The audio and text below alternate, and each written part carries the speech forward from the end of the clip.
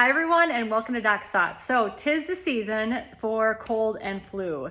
I've been working in urgent care a lot lately and we've been seeing a lot of influenza. COVID's basically been going on forever.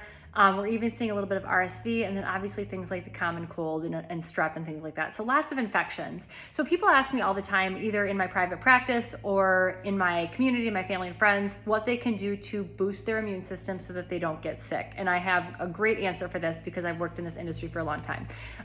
First of all, I'm not going to belabor this, but you can't take supplements to replace an unhealthy lifestyle. So if you want to have your best immune system, your best bet is to live a healthy lifestyle. So get enough sleep, eat healthy, exercise regularly, check your stress, and don't be perfect about it, and you will have the healthiest immune system possible. So everything else I'm going to talk about is really icing on the cake, but I use it all the time. So for example, my daughter recently started to feel a little sick. She had a big cross country race, and so I told her about all these things to take. She took them. It seemed to work really well. When I'm at urgent care and we have lots of cold and flu going around, I will take these supplements to boost my immune system. Or if I start to feel that little scratch in my throat or that ache in my eyes, or I feel a little hot and feverish, these are things that I will take to prevent this from turning into a full-blown cold and flu, and it often works. I started doing this back in residency during my PEDS ICU rotation. It was full-blown RSV season, and I made it through the whole PEDS ICU rotation without getting RSV. And so ever since then, I've been totally committed to it. So a couple things to do. So first of all, vitamin C is awesome, cheap, you can get it anywhere. I tell people to take between 1,000 to 2,000 milligrams a day. You can go higher in that, but it'll often cause diarrhea. So about 1 to 2,000 is usually ideal.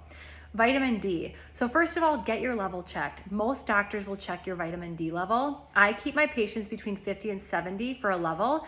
And you'll often have to take more D in the winter to get to that level. Some people only need to take vitamin D in the winter. A lot of us have to take it year round. So I have a lot of patients that require it year round and we just have to double their dose in the winter. So at the end of the day, just get it checked and then decide what to take. Typically it's between 2,000 and 5,000 units a day, but it really depends on your level. So make sure you're working with a provider who knows what they're talking about. Third thing is zinc. So I started checking my patients' zinc levels during the coronavirus pandemic because we knew it was important for that virus. And I was really surprised at how many of my patients are deficient. I would say about 50% of my patients are deficient in zinc. So it's important that A, you take zinc, but B, also get your level checked because there's a threshold for zinc that's not healthy. Too much is not a good thing. So you don't want to go too high. So you shouldn't just go to the store and buy a high dose zinc and take it every day because you might actually get toxic on zinc. So get your level checked. Usually patients are on between 15 and 50 a day. So there's a big range and it really depends on your level. And there's nothing wrong with taking a higher dose for about a week when you get sick. You know, you can take a higher dose for that week. That's usually fine. But on a daily basis, the amount you take should depend on your level. The cool thing about zinc is often you'll find it in a good quality multivitamin. So I'm very particular about which multivitamins I put my patients on. It depends on what their levels look like. So work with someone who knows how to do that. And oftentimes there will be zinc in your multivitamin. So check your multivitamin. And then lastly with zinc, it does deplete copper. So if you take zinc, it will actually deplete your body's stores of copper, and copper is something you need. So make sure that there's also either copper in your supplement or that you're taking it in addition to your zinc if you're taking a higher dose zinc. So that's a lot to think about, but you don't want to just kind of be willy-nilly about this and just take a bunch of stuff. You want to be kind of calculated about it and look at what could be helping you and what could potentially be harming you.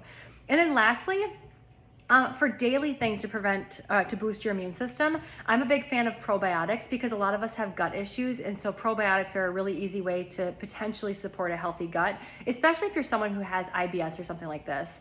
And then the last thing I have people take during cold and flu season on a pretty regular basis is something called quercetin.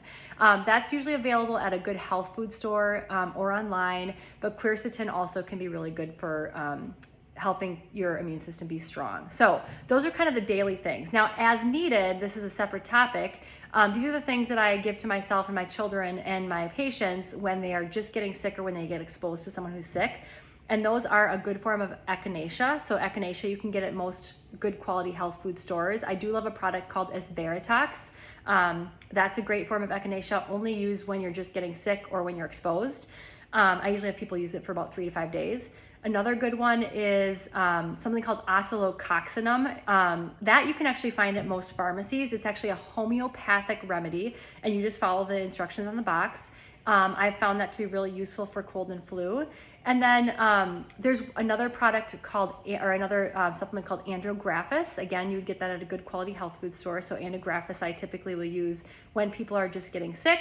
And then elderberry. So those are kind of the 4 additions I add on when you're just getting sick or if you're exposed. Everything else you can really take throughout cold and flu season. And they're just part of a good, healthy supplement regimen. So I hope that makes sense. Hopefully you stay healthy and happy this season. And if you get exposed, you're able to keep your immune system strong. And let me know if you have any questions in the comments below, and I'll definitely try to get back to you.